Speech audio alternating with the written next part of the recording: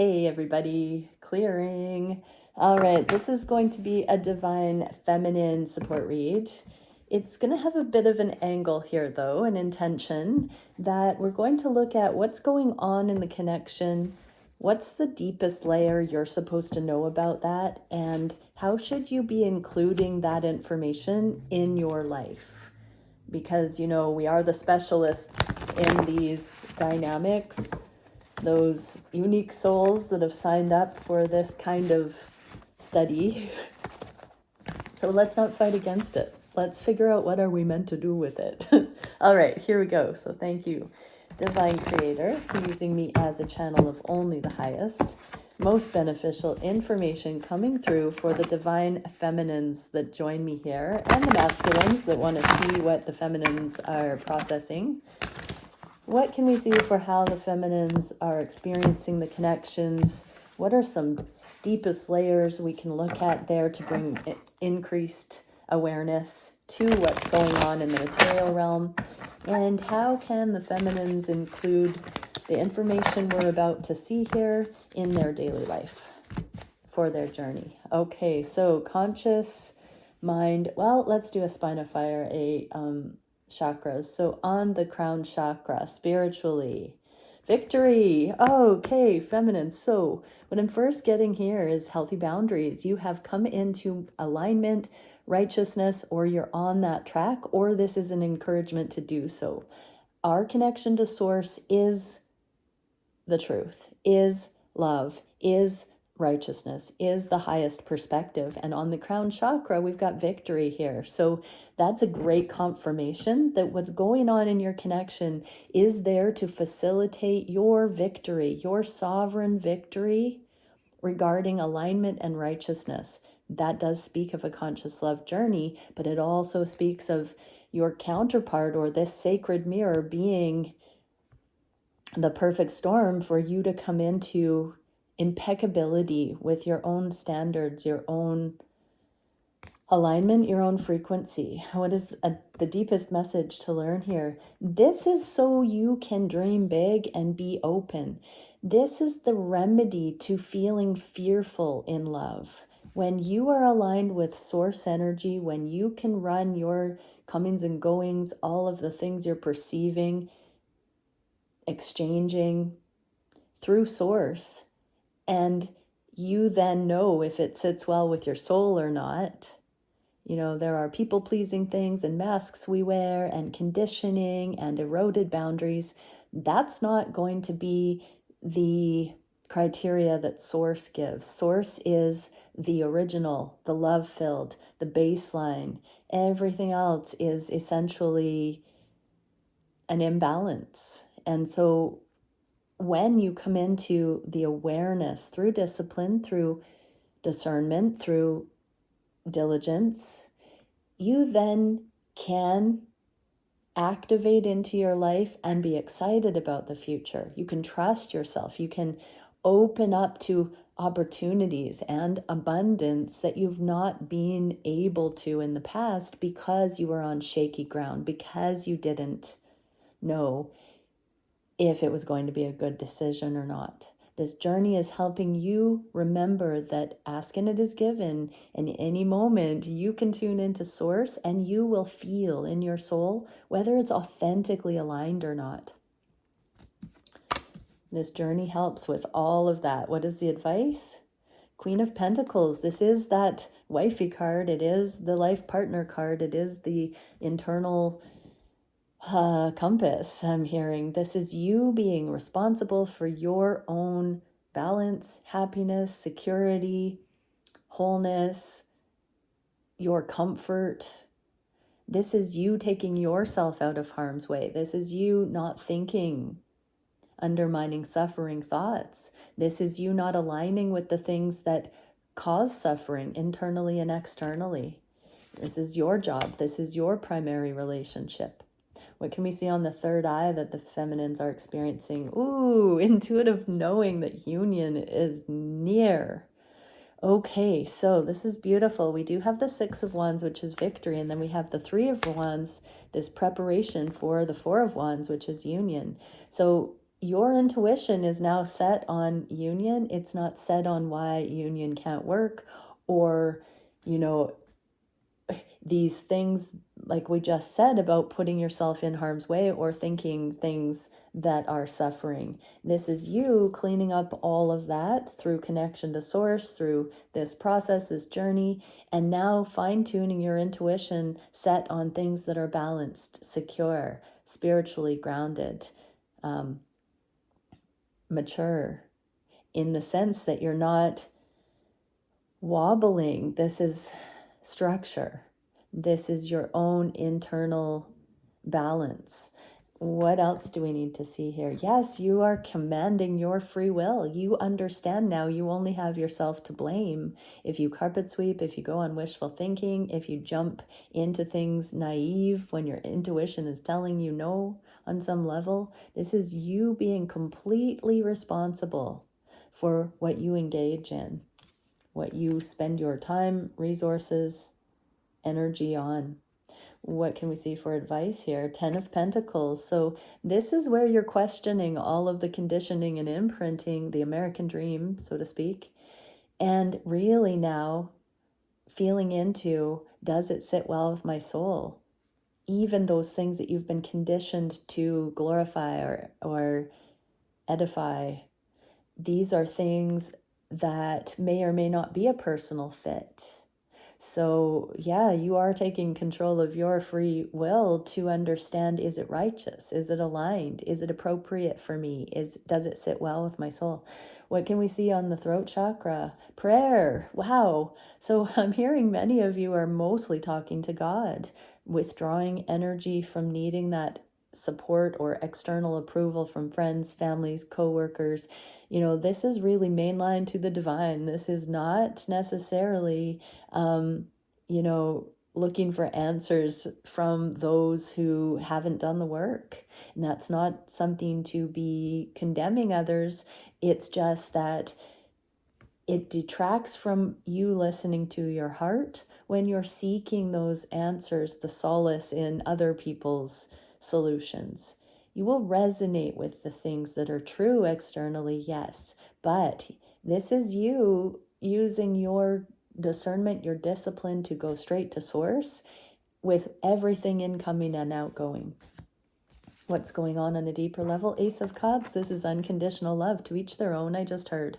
And so, yeah, there's something about the way that you've become self-contained and not needing to talk to just anyone about your journey, your experience of it, speaking from the wisdom rather than trying to find the wisdom in others.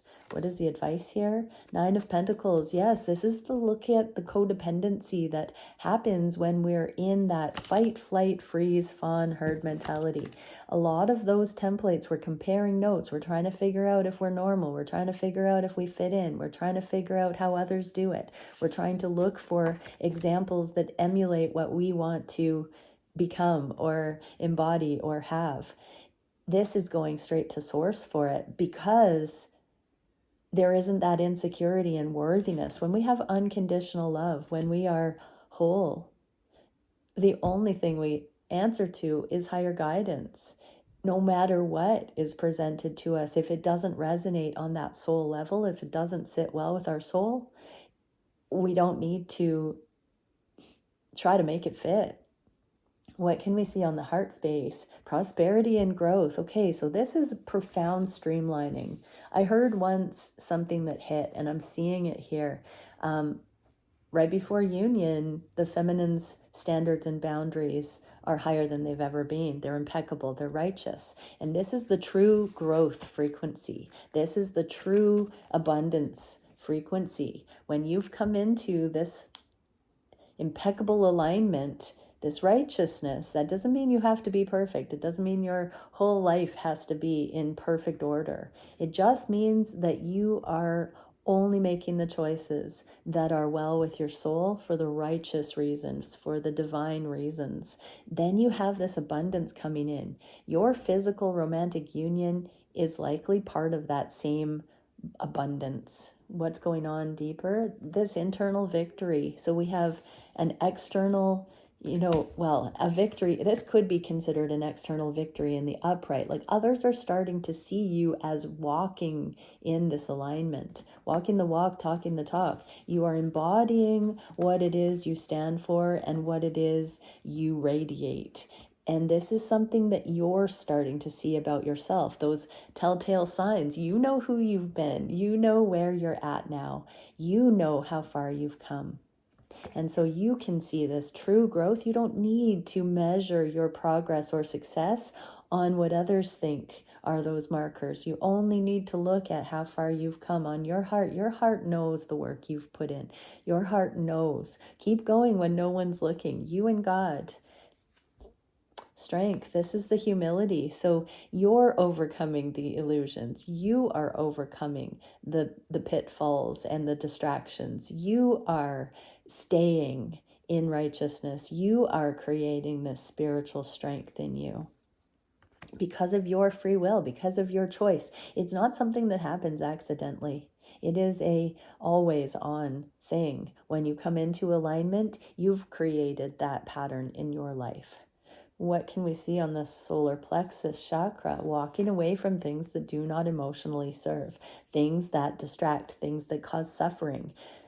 It is as easy as love and fear. If a thought makes you suffer, you're not seeing the truth for what it is. If putting yourself into an environment or situation causes suffering and an imbalance, you're not meant to put yourself in harm's way that way. What is a deeper level? The world. So there are some things that are still closing out, I'm hearing, by the end of the year, but these eclipses, this eclipse today is powerful. Set the intention that you do wish to close the door on emotional suffering in your life. That does not mean you have to be armored up and stronger than ever before in a resistant way or a segregated way, a polarizing way. No, it means that you trust what resonates and what doesn't on a soulful heart level to the degree that it's no big deal to let go of thoughts that cause suffering or not put yourself into a situation that is like you putting yourself in harm's way. You do not have to comply with fear. You don't have to be bigger, stronger, faster, harder with those things. That's not what spiritual strength is. Spiritual strength is practical, grounded, present, and it is love or fear. It feels as though there will be opportunities here to show your empowerment to yourself, because this is a message today about you knowing how far you've come and you feeling the difference, you having that confirmation, you knowing these truths within you. So it does feel like there is something here on your radar that's going to act as a confirmation and a test. Not that you'll fail it, but an opportunity in the material realm to show yourself and your reality this new, humble, embodied, divine aspect. Two of Swords, there's some kind of a blockage that's being cleared. Literally, there's something that has looked immovable that's about to have movement and closure and emotional release. So something that has been dragging along is going to be finalized, is what I'm hearing, closed out. But it does require you to understand what serves and what doesn't, what is truth and what isn't in the situation. And this is you as a high priestess, as a saintly energy. It's akin to what the Bible says, judging the earth in the end times. As you just make these spiritual decisions about what sits well with your soul and what doesn't, and you stay with that process, you're essentially untying this huge ball of yarn on the planet that's all mayhem and craziness. As you find the coherence in your own knowing and you make those decisions based in peace, things fall away that are confused. Things fall away that are imbalanced. When your energy changes, those things that required your uncertainty are no longer sticking. So this is about your clarity, that you want peace, that you're ready for that freedom. And then the choices, the thoughts, the actions you take from then on out support that way of being, that resonance, that frequency. What can we see on the sacral chakra? Surrendering to it all, the timing, the outcomes. This is a beautiful here for it kind of thing. This also can represent children, no matter how that factors into what you're contemplating right now on the sacral chakra. This is in the inverse, so it may be themes that concern children that haven't found a way to balance out. It can also be themes of worrying about having children and trusting that what is meant will transpire. It can also just be this energy of surrender, knowing that when we don't stress about things, the path can be illuminated when we're not trying to force anything. We can read the energy of the directions at any given time that feel viable, that feel alive, that feel in flow. We will know what we need to do. Sometimes it's not just an easygoing energy either. Sometimes it's like, go now. And you know you have to do that. But it's a surrender to that so that whatever the moment requires, you are poised and alert, spiritually alert for what the prudent thing would be. What can we see for the deeper? Yes, this is you as a specialist doing the work deep within, this trust building, trust of yourself, trust of your friendliness to yourself. I just heard, not gaslighting yourself, learning to work with your head and heart, learning to see what your triggers are, your symbols are, how you can harmonize, how you can get to know the way you are geared so that you can read your own tells, your own symbols, so that you can navigate in stride, so you don't have to be overwhelmed by chaotic energy or things you don't understand. You're learning on this journey to see energy for what it is accurately. Again, look how far you've come. You may not feel like it's completely there yet, but you have been on this process where you have been doing the work. You have been investing in truth. You've been investing in righteousness. You've been investing in actual unconditional love. And so you are becoming more proficient at allowing things to play out naturally. What is the advice here? Temperance, right? So we saw the world in the inverse with whatever this material realm opportunity is for you to move through obstacles, to release something that has been sticky. This healing comes in as you do that, but it's not against you that you're having to face something right now. It's a testament to your desire to heal, that you are facing things that release energies that no longer serve out of your life. What can we see for the root chakra? Inner bravery. So this is you. So we got the 6 of Wands twice, now the 7. This is you following that knowing within and staying the course, persevering. Again, this is a card sometimes of defending your position to others. In the inverse, it's like there is nothing to defend.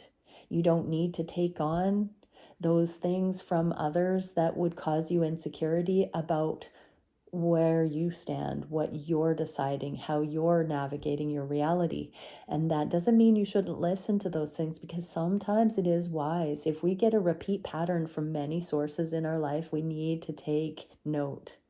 If we have something that keeps bombarding us and we cannot ignore the fact that it's a constant in our life or a pattern, we have to investigate, because that is showing us a lot about the reverberation, what we're emanating out into the world and what we're experiencing. And so it's bravery to know that it's not from out there happening to you. It's a reflection of your core beliefs, your core attitudes, your core thoughts. If you don't like it, you're going to have to go within and say to yourself, what is going on in there that I keep getting this result? It's not about pointing the finger at all these people who will never change, they're all the same, or the circumstances that seem to be just the way the world is. No, you can change that and have a different experience of your reality, but it does require bravery, stamina, perseverance, and honesty with self. So this is how you ground your higher timelines into the physical. You take accountability for what you believe, think, and your attitude about existence and your reality, and then you look at whether you're getting things mirrored back to you that you like or you don't like in accordance with righteousness. It's so absolutely beautiful how that symbiotic relationship works with the inner, the outer. Abandonment wound. Okay, so this is really a new insight in who, what, where, when, why you feel triggered, abandoned. It's all up to you. You do not have to put yourself into things that will result in an abandonment. You do not have to do that. And so this is a restructuring of your spidey senses so that you no longer think the thoughts that coordinate with separation, polarization, duality. Duality is good, but not when we stay in a segregated form. This is about unity, consciousness, wholeness, love. And so you really are getting an opportunity here to catch yourself out on anything that keeps causing you this experience of reality where you're the odd one out or isolated or not. You know, I just had an epiphany before this reading, and I found myself looking at how good it's going to feel to start spending more time with my person. And I realized that on my journey, like I shared the other day, there have been many times where I really didn't, on the deepest level, want to spend time with my person, not because I don't love him incredibly. It's because I needed healing. I needed to focus on other things. And that's not a bad thing. We cannot mess it up with what is meant for us. And love is unconditional, and it's not about rejecting somebody. But when we are aware of the things that we truly need on a soul level, it doesn't necessarily relate every time with what our ego mind thinks we should have or what we think we want. On a core level, if that's not what is best for us, we get what we need. We can observe this stuff. We can get to know ourselves well enough to see that we have certain awarenesses that indicate what we think we want isn't actually what we are manifesting or prioritizing or in the energy of aligning with.